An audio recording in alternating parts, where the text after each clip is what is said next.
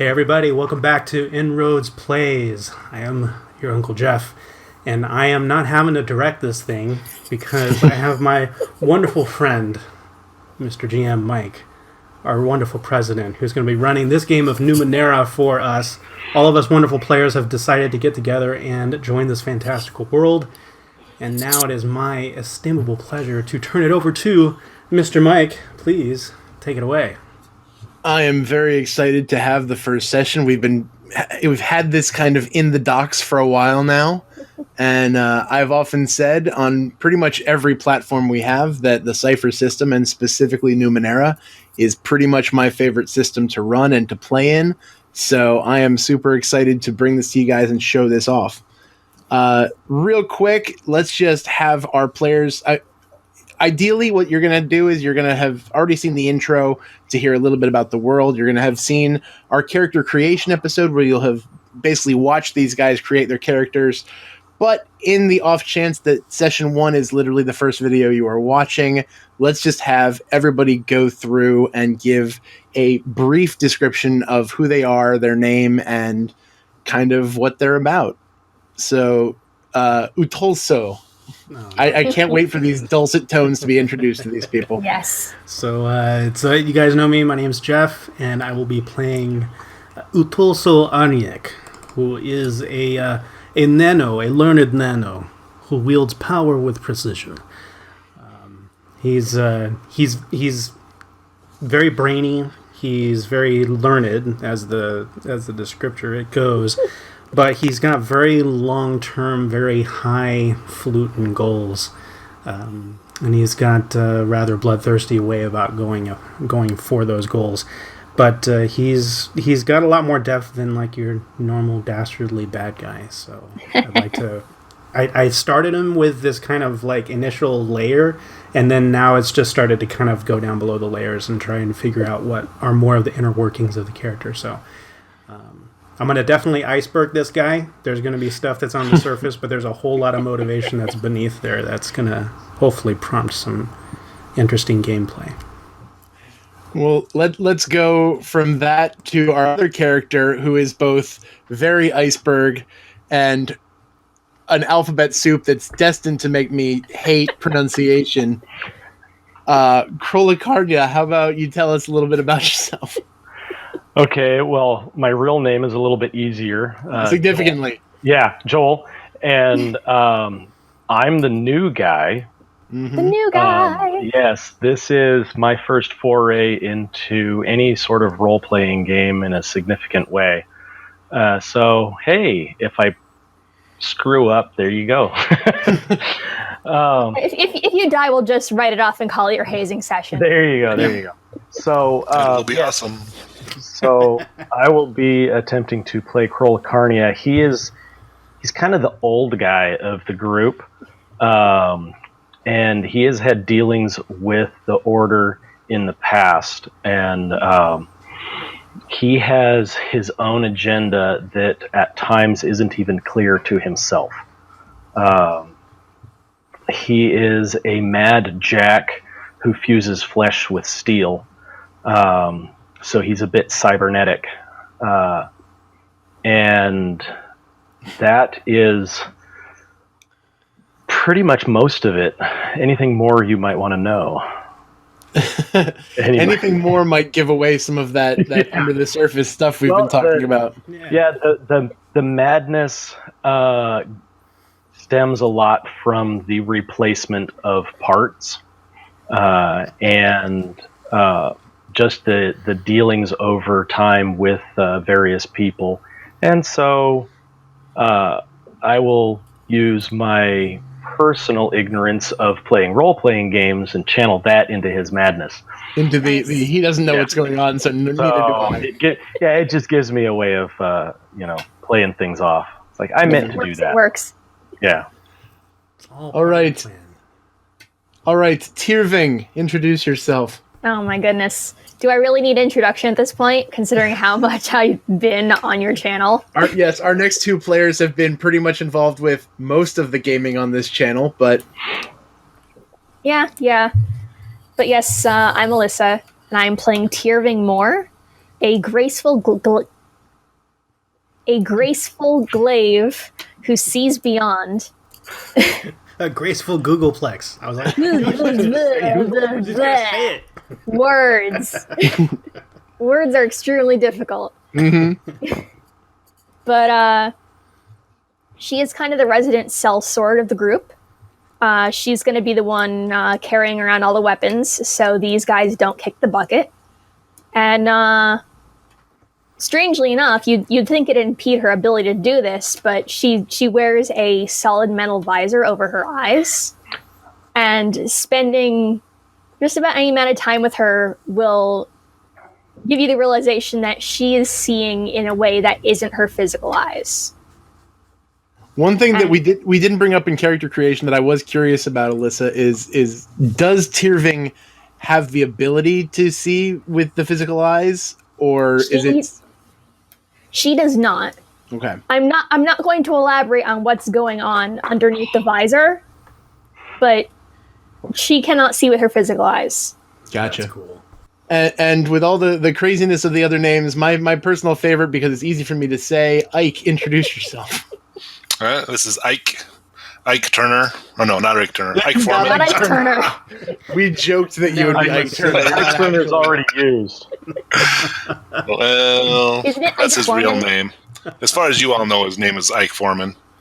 Ike is a jack of all trades, adventurer, tinkerer, crafter of things. Ike is pretty much sure that most people, especially these book learning sort of people, are just trying to get out of a good, honest day's worth of work. Tyrving's okay, but she's sort of got this mystical sight thing where she tries to pretend that she's got this woo power, which is all a bunch of hooey. But for the most part, she does put in a decent day's work for a decent day's pay, unlike some people I could mention. So I'm old. Ike's thing is just pretty much about getting stuff done, being the guy that gets stuff done, keeping it simple, collecting the paycheck, moving on to the next gig. So this motley crew of adventurers make up a unit of the exploratory branch of the Order of Truth. The Order of Truth is the closest thing to a religion that the Ninth World has. There are some kind of offshoot religious thoughts, but mostly this is a very secular society. And the Order of Truth is kind of the closest, with a reverence for science and technology, especially Numenera and the technology of past civilizations.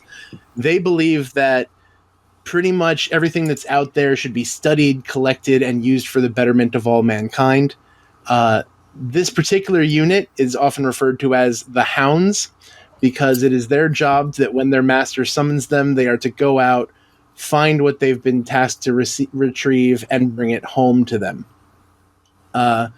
We had discovered that some of them are just working for the Order because the pay's good, but some of our characters actually are members of the Aeon priesthood. So who would those be? That'd be me. That would be Jeff. And I'm kind of retired, maybe. an ex-member of the Order. So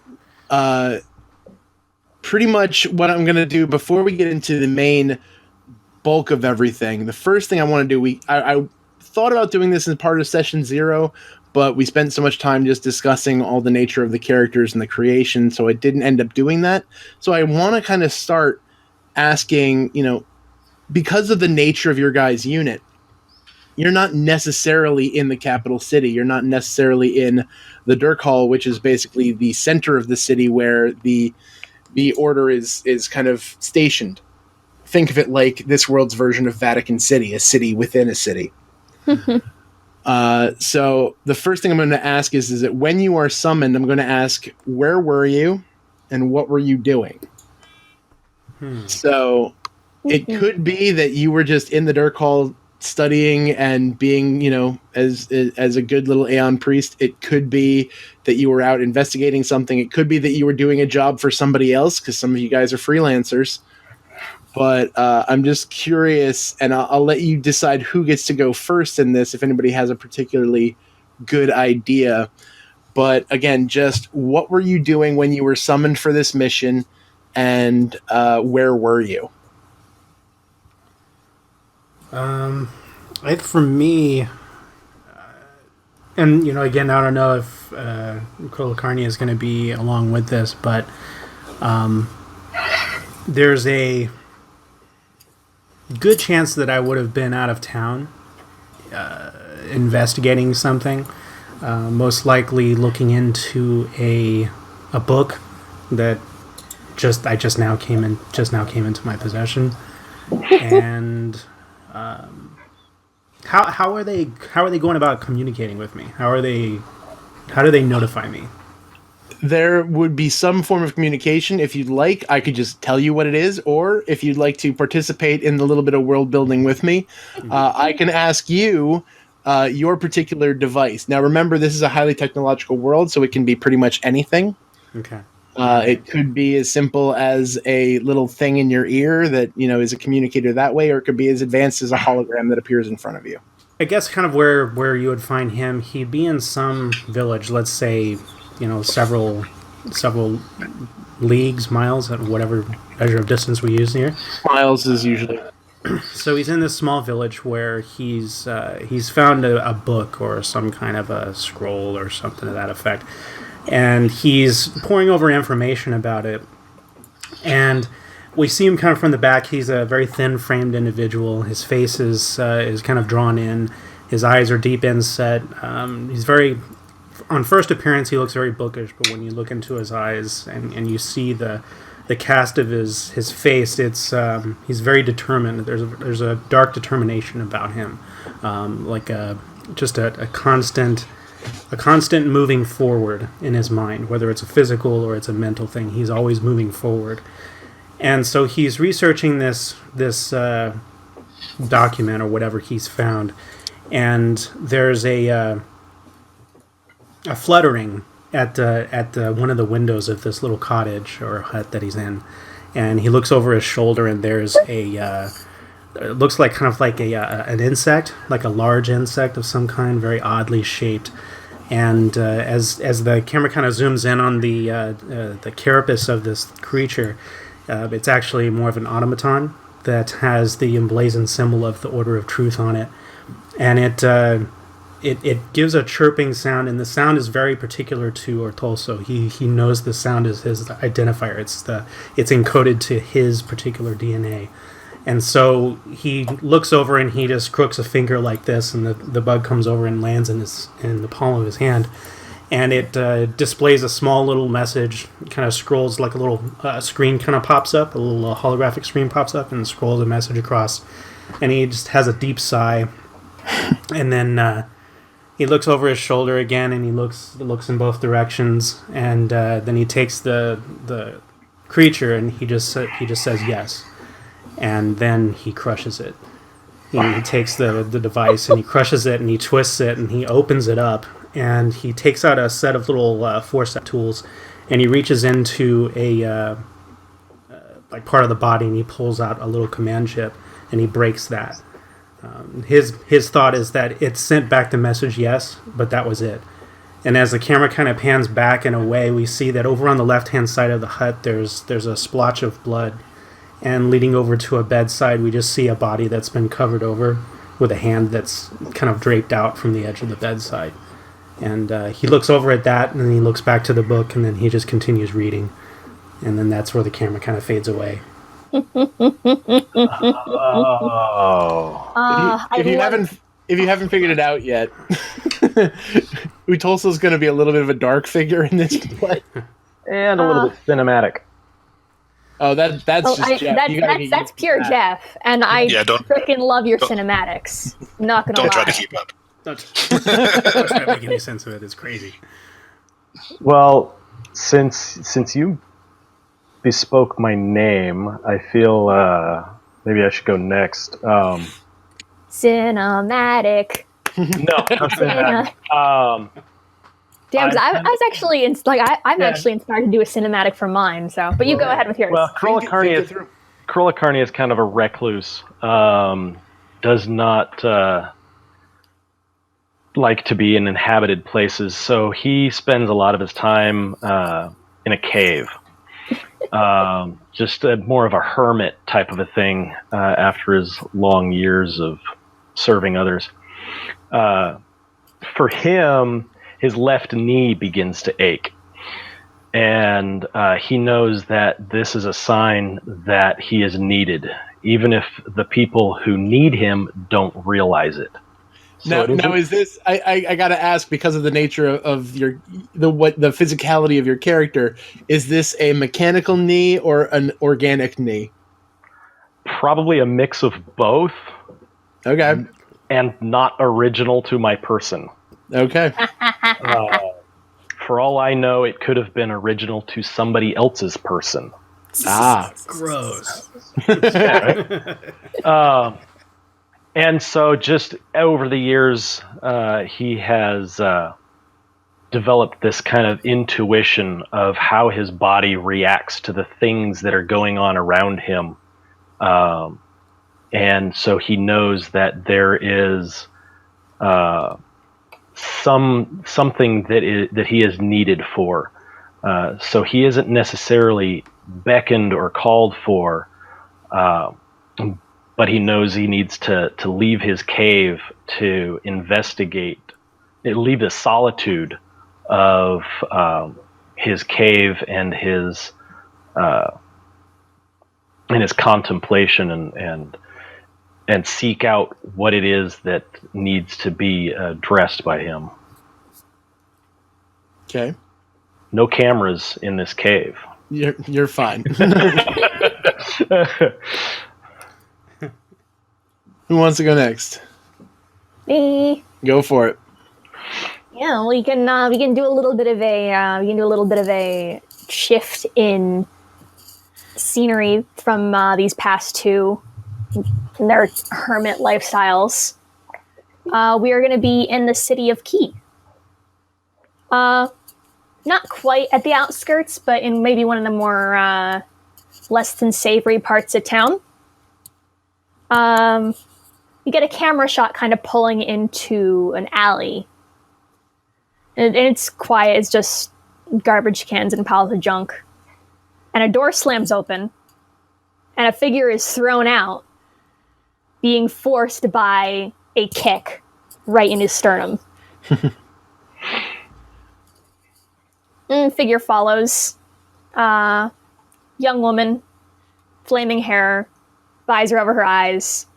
She gives him a couple kicks. He kind of just stands there. And once she's satisfied he's not moving, she looks up towards the mouth of the alley. And it turns out the camera is shooting from the viewpoint of a young Aeon acolyte. And he looks like he does not want to be here. But he holds out a message for Tyrving on maybe on a digital device, because Aeons. They'd likely be in possession of some serious tech. She steps over, and he shudders a little bit every time she steps closer to him. And she gives it a look over. She looks at him and ruffles his hair. And she's like, "Get on out of here." And he flees for his life. I love it. And so Tyrving's got a new gig. All right. Ike, what are you up to? Ike is out in the wilderness, and he's working. He's actually on a tracking job. So there's some rich muckety-muck, high up, got some friends that, artificial intelligence types, but he's got a problem with his kid. His son, kind of an older teen, he's decided to take off. And he's just decided that he doesn't want anything to do with his dad. He doesn't want to be rich, doesn't want to work for a living. He just wants to go off and run off with his useless friends. And so they're out there. They probably got themselves in no end of trouble. I've been tracking them. And you can see the camera come in just right as I've come up behind them. And they spin around.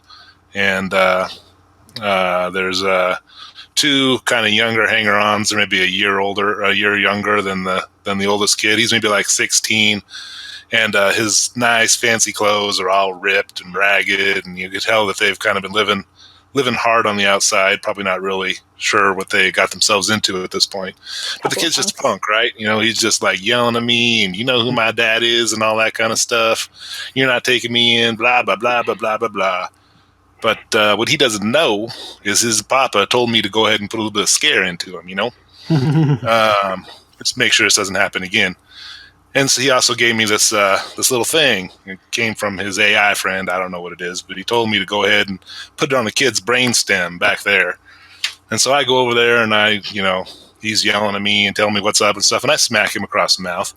And he spins around. He wasn't expecting it, so I stuck the thing on the back of his head, and he's screaming, it's sticking in my head, it's sticking in my head. And his other little friends are beating on me and stuff. Anyway, once that's done, I take it off, and I pull out my gun and shoot him.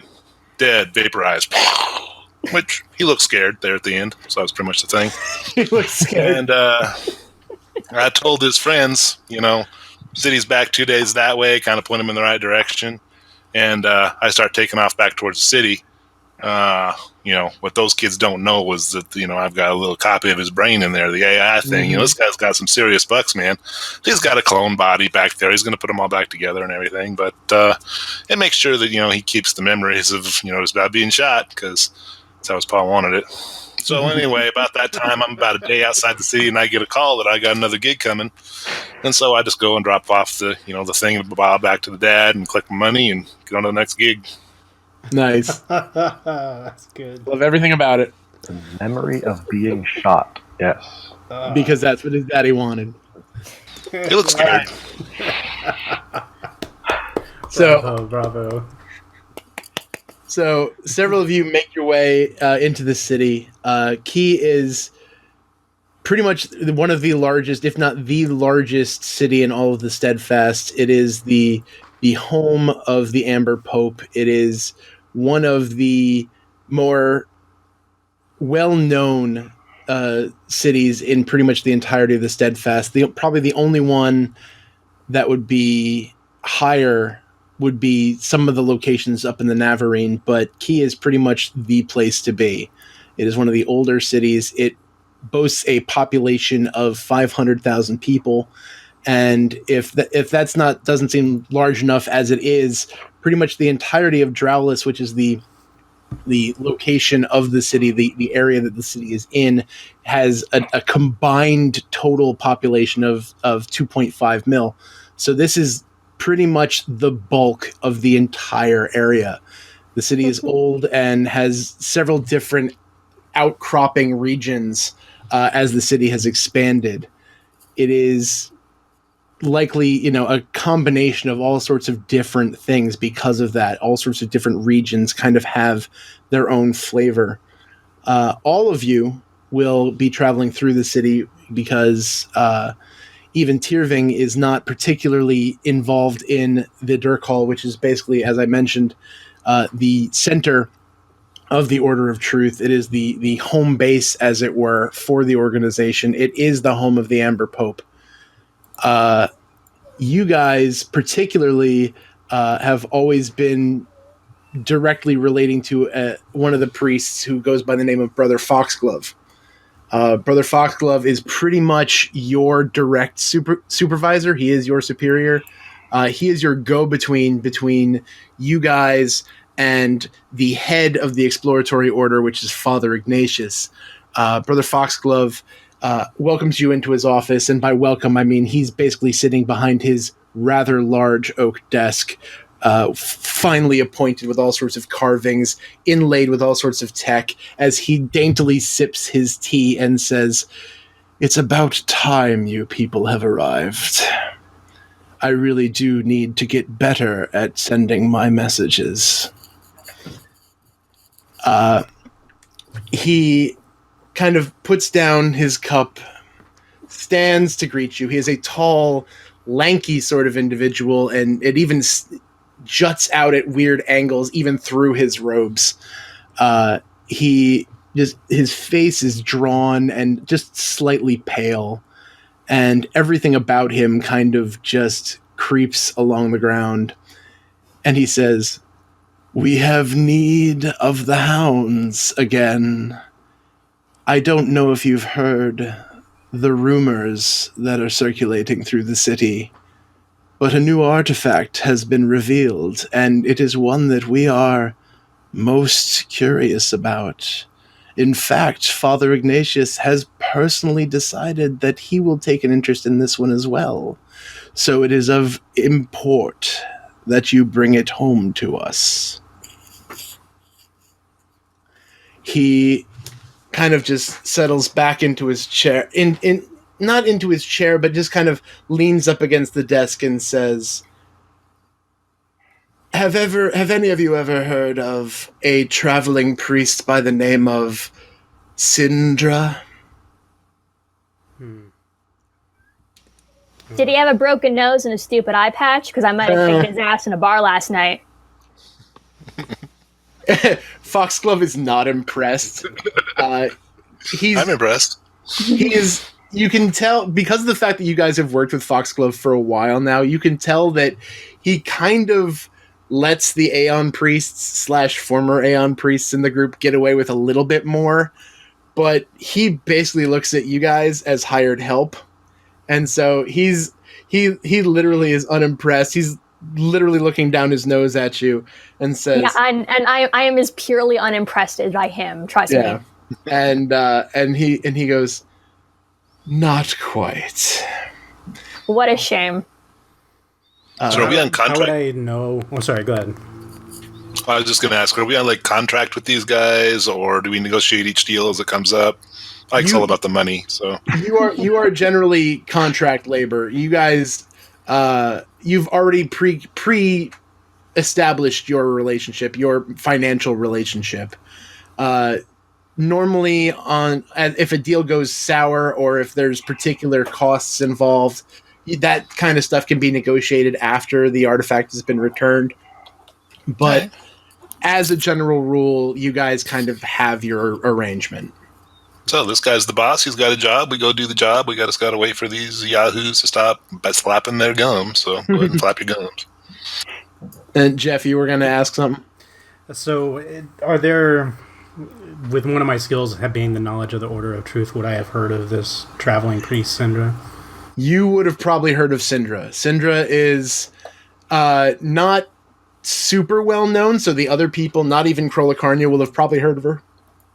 But if you have particular knowledge of the Order, she gets around. Wandering priests or traveling priests are often just out there in the world. They rarely return home. Usually if they do, it's for some particular purpose or cause. Many of them will find their way traveling through the beyond, because that's where the most questions are about what life looks like and what it was in the past. Sindra has made a name for herself. She is pretty much known as somebody that if you need something found, you send Sindra. If you can get her, she is the one that you want to have going after your thing. So she is well known in the Order, and you're not surprised at all that Foxglove mentioned her. So, tell me, has she befallen some ill fate? Has she dug too deeply into the past? That is actually the problem. We don't know what's happened to her. We sent her to look for the artifact. It was supposed to be a simple retrieval. And yet, we have not heard from her in months. We've become worried. Normally, this is a simple matter. And so it appears that we need to send our dogs on this situation. Sindra, however, received her orders not from me. As I said, Father Ignatius is taking particular interest in this one. Her orders came from him, as are mine, and I am under strict confidence to not say exactly the nature of her assignment. Well, ain't that unfortunate? That sounds like foolishness. It is not mine to question my superiors. And again, he kind of looks down at you, kind of leaning forward. He says, neither should you, Brother Ittleso. Yeah, so we good? Ready to go? Where did you send her? She was sent east, is all I can say. Other than that, I would recommend that you go to your normal sources. You do have a way of finding the most interesting of things. In short, do what we pay you for. And with that, he kind of leans back, picks up the cup of tea that's still on the table, sips it, basically with the look that says, we're done here. All right, time to go. Arf, arf. I'm going to say that it's up to you guys as to how you want to approach this. I will say that there are a couple different ways you can go about this. Brother Foxglove is not your only friend in the Dirk Hall. You are also well acquainted with another brother who is basically the quartermaster of the order. His name is Brother Volcanus. He is pretty much the one who you go to if you want to find the right gear. He is somebody that you may want to look into. You can go and search through the surrounding city for all you'd like. It is a huge metropolis filled with all sorts of different opportunities. One place that is often frequented by people who either are in the vicinity of the Dirk Hall, are Aeon priests, postulates, or just people who, just want to be in the presence, often go to a bar that is just outside of the Dirk Hall, which is called the Wandering Priest.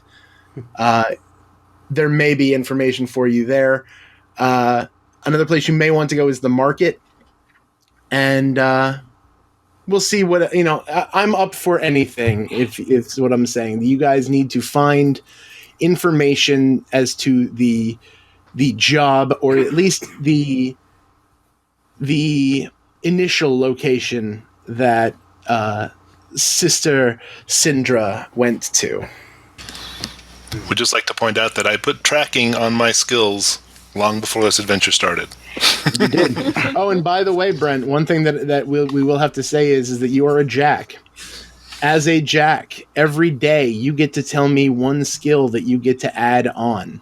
You get a daily skill. So every in-game day, you get to tell me something you're good at. If I say that not only because it's game mechanics and we want to show that to people, but also because once you tell me it, it will be your responsibility to tell me it's a new day, I want a new skill. Otherwise, I'm just going to repeat the one you gave me beforehand. Like it. So that's an addition to the skills that I have. Also, Calicarnia is a jack too, so he also gets that. Yes, anybody who's a jack, you get a special daily skill that can change every morning. Is it morning? It's the beginning of the day. Because I would like some perception. Okay. That's good. I'm going to go with information gathering. Okay. Right. So You're back. I will leave it to you guys as to how you'd like to approach this, or if there's anything that if you have any questions for me, let me know. Well, if we're seeking a wandering priest, is it too obvious to go to the wandering priest? It is a little bit on the nose, I will give you that, but... Or can we just go there to get a drink? Well, why not both? There is a good thirsty. opportunity there, because I've been meditating in a cave. Well, any time that I've been out of town for any significant period of time, I will go to this place to listen and to hear what is transpiring in the city while I was gone. She may have done the same. Another place Oh, sorry. Please. Yeah, the Wandering Priest is a good watering hole. I mean, I don't hang much around in Dirk Hall, but it's close enough that I can keep an ear both on it and the city. Yes. And do Thought you were more interested in what people did, like 2 million years ago or something. Is that what they write in those books of yours? You got a book on Find the Wandering Priest from the Wandering Priest? No, I didn't think so. Yeah, let's go. We may want to speak to Volcanus as well. If she was being sent on an errand, she would have gone to outfit with him first. And then maybe that will give us a clue as to her destination. Cold weather gear, perhaps she goes to a village in the northeast. Warm weather gear, she goes somewhere else. It may give us an opportunity, some insight. That was actually kind of smart. Oh, I live to serve and to perform for you. That's what you get from books. So you guys want to go? You guys want to go and visit Brother Volcanus?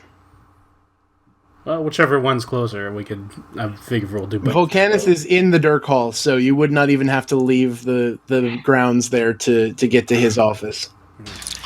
Yeah, let's leave Captain Creep Factor and go find Captain Firemaster.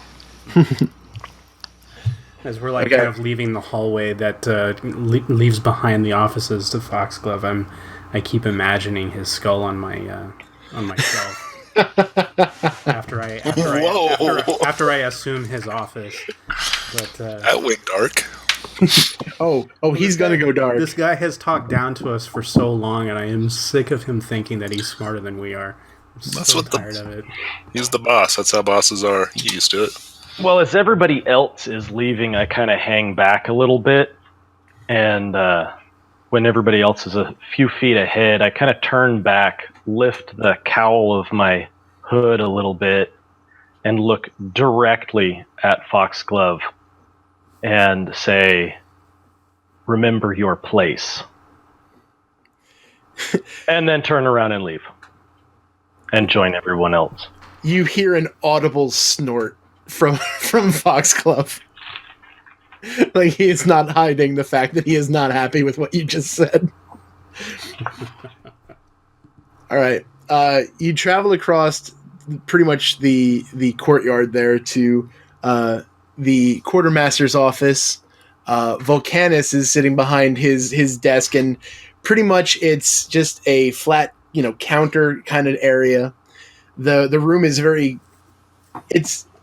I don't want to say concrete because it is very much, concrete's not really a material that's used in the Ninth World, but to give you guys that vibe, very cold, stark, efficient kind of, non-flammable material. And he's behind a cage with this tiny little window of synth material. And you can just see him fiddling with some small device. He's a beast of a man. Volcanus is just a large. If he was standing, he would probably stand somewhere around the vicinity of 7 foot tall. Wow. And is almost equally as broad. Volcanus his hands are the size of most people's heads. And to see him kind of at the same point, you just see him with these enormous blast goggles that he is always wearing. This thick white beard, and he's kind of just fidgeting over this tiny little pieces of gear, and he's just chuckling to himself with delight. There is a button that you notice that there is an intercom because it's virtually impossible to speak through the synth. And he's just chuckling and says, "Oh, this is great! I freaking love this." And I love this guy. So he doesn't even know that you're there. He might not be useless. Well, go, friend Ike. Please talk to him. Have I had any previous interactions with Father Volcanus? I have a funny feeling that if there's any Aeon priest that you tolerate, it's Brother Volcanus. Brother Volcanus. I think that's probably where I got my fire ray, my heat ray. Yeah, Oh, no. yeah, if there is a single Aeon priest that you like, it's Volcanus. All right. Ike will go up and say, "Ahem," as loud as he can. And then at this point, his eyes kind of just shoot up, and he goes, "Oh, it's Ike. How are you doing, Ike?" Doing good. Got a job for Captain Creep Factor. Oh, good. What's Foxglove got you doing now? We got to go out and we got to find who was it? Kind of looks around. Christy? Sister Syndra. Yeah, these are the people on my crew. And he goes, oh, the hounds are going out again. First, I love it. And he just kind of looks and goes, Syndra. Oh, what's Syndra up to? And he kind of opens up, he brings up this giant logbook that thuds on his counter, just dust everywhere, little bits and mechanical pieces flying through the air. And he flips open to the newest blank page. He flips back a couple from that. He goes, Syndra. He goes, yes. Syndra took out a little bit of gear, not much, but, well, I mean, nothing impressive. I don't know exactly what I could tell you.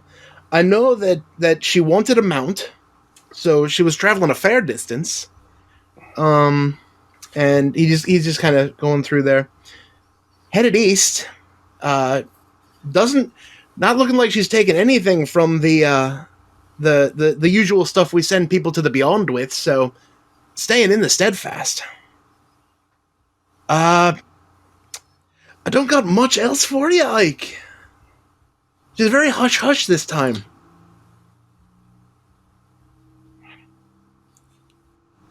East is good. Anything else y'all want to know? What sort of mount did she require? Nothing fancy. She just wanted an Anine. An Anine is basically it's a fairly standard mount. It is a large bipedal lizard that is often, they just throw a saddle on the back of it. It's either used as a beast of burden or as a simple mount. It's basically a giant scaly chocobo. She's not wrong. And in my IRL awesome. Numenera game with Mike, the lot of us have picked up on calling the Anine chocobos, and it annoys the holy heck out of Mike. It annoys me severely. But yeah, We annoy you because we care. yeah, they're basically lizards with the kind of a bulbous kind of body. Think if you were to take a camel, have it on two legs, and turn it into a lizard. That's an Anine. Nice. Bravo Volcanus, if you were going to go to the Beyond, but you were going to be outfitting elsewhere, which one of the Steadfasts has the best opportunities for such gear? Apart from me, what are you talking about? Apart from me, I'd say, maybe the folks up in the Navarine might have something. Navarine's usually, as much as it pains me to say it, Navarine's usually got themselves some decent gear.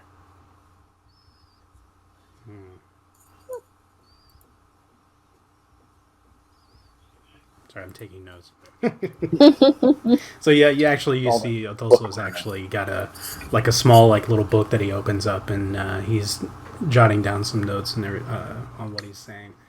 He does that. You get used to it.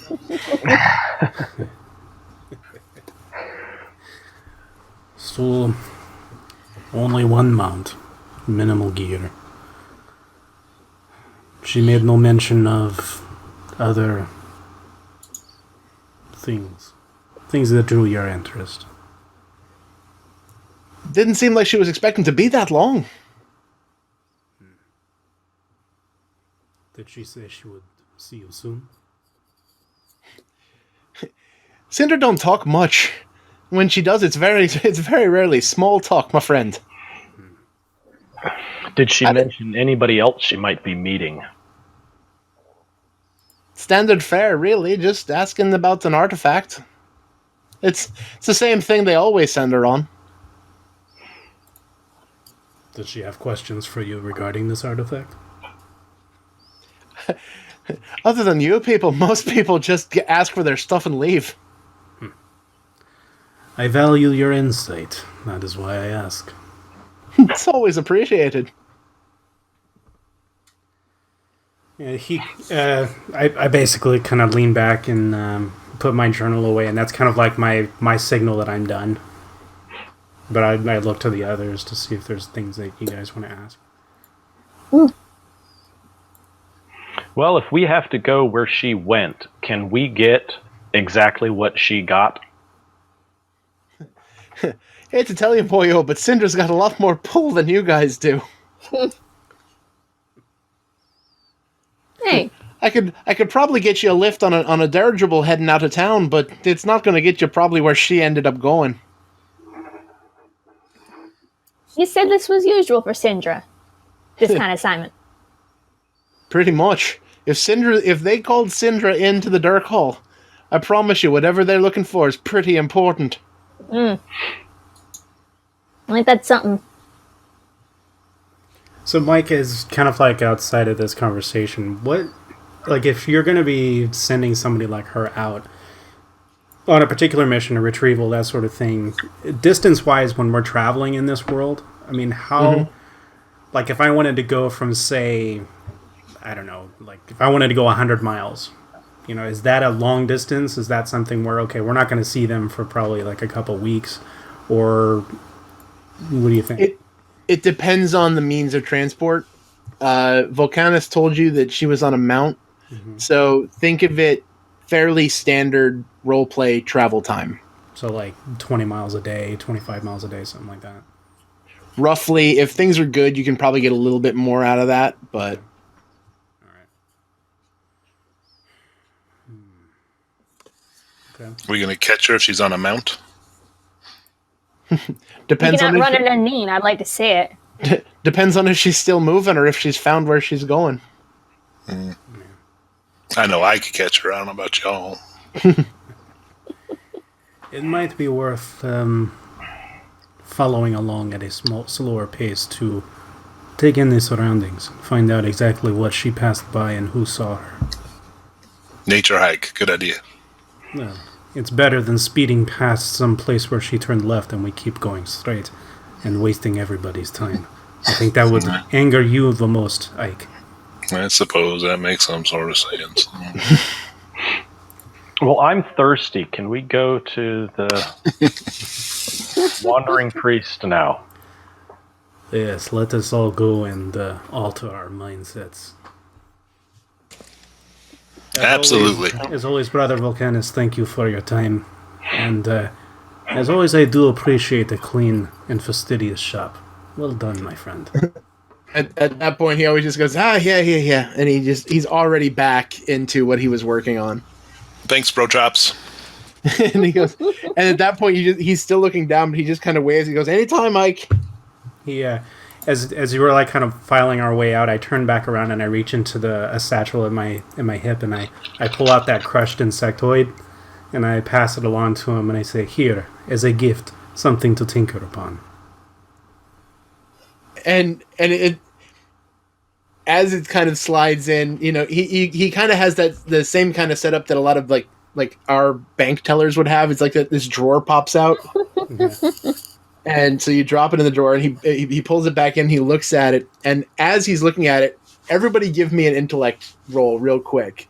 The way it works is you just roll a d20. I'm not going to say this is not a taxing roll or in any regard, but I'm going to say your target number is going to be 9. What's that?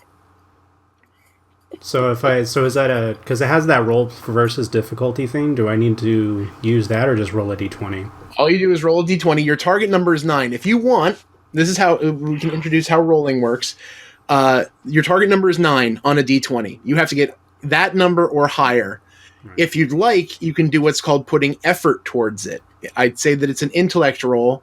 Some of you have edge in intellect. You especially would have it as a nano. Right. What that means is that you would spend 2 points from your intellect pool to knock it down 1 level less. So if I use an edge of 1, then I would use a single intellect point to bring it down? You would spend 2. Normally, if you don't have edge, effort requires 3 points from a pool. Gotcha. Okay. You have edge, so instead of it being 3 points, it would be 2 points. Got it. All right. And that would make it from your target number being 9 to your target number being 6. Okay. Yeah, I'll do it. So when I spend an edge, do I lose it for a certain time period? No, you just have your points. Your points basically are it's basically your life. So you're basically spending a little bit of your energy in that particular stat to do your stuff.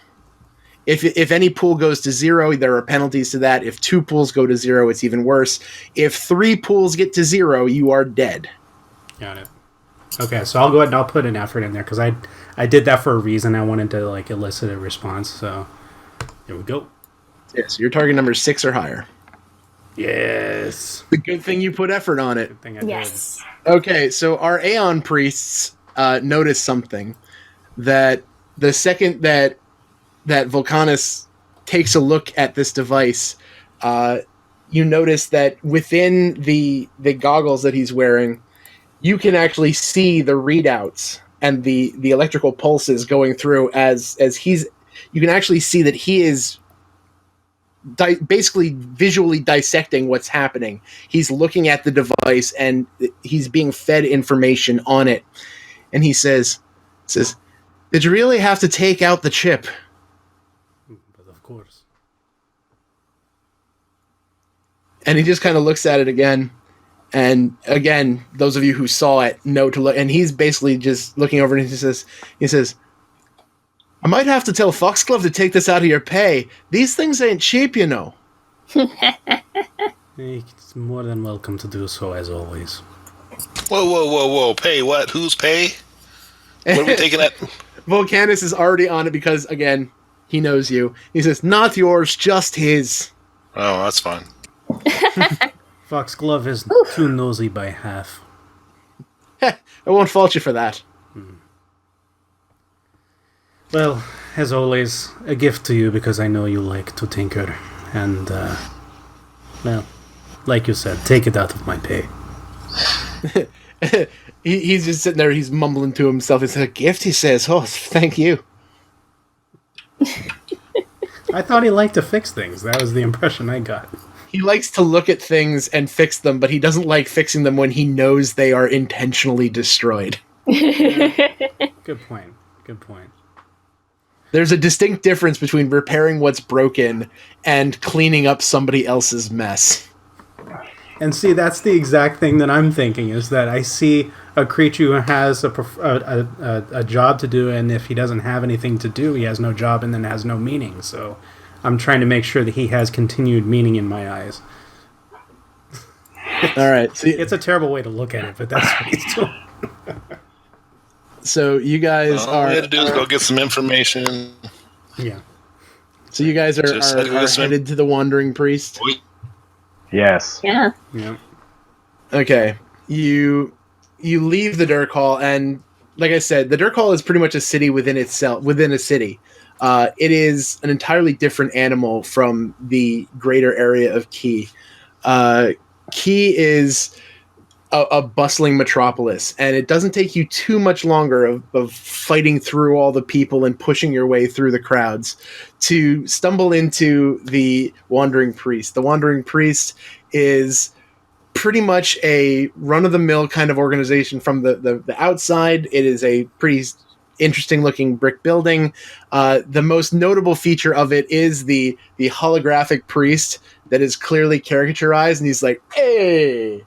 And he pretty much anytime anybody walks through, he's like, "Hey!" So it's basically that Jesus statue from Dogma. Yes, I'm not gonna lie. If I didn't say that the statue from Dogma was was definitely in my head when I just. I'm so glad. So basically, there is an Aeon priest in full regalia in hologram form, literally doing finger pistols to everybody who walks into the bar. When you walk in, though, despite the fact that it was pretty much just a brick building that's utterly unobtrusive, the inside is a technological dream. There's literally areas set aside with rows upon rows of screens and different sort of jacks. There is pretty much an open bar in the back that is just kicking with great music, just bumping out of everything. Because of the fact that you guys have probably been here before, I'll tell you that there are other things like the fact that it has a shielded access to the data sphere, aka pretty much the version of the internet that this world has. It is the place where tech geeks want to go to take things apart, put things together, or do things with information that should otherwise be kept quiet. The second you guys walk in, there is a young man behind the bar with spiky blue hair and, thick glasses who just runs up to you guys. And he's like, "Oh, man, it's been a long time since we've gotten an actual Aeon priest in the bar, man. Dude, come on up to the bar." Great. He totally doesn't even acknowledge Tyrving, doesn't even care about Ike. He kind of gives a look at Krolikarn, but he's like all over Atulso. Get us free drinks. Get us free drinks. Very well.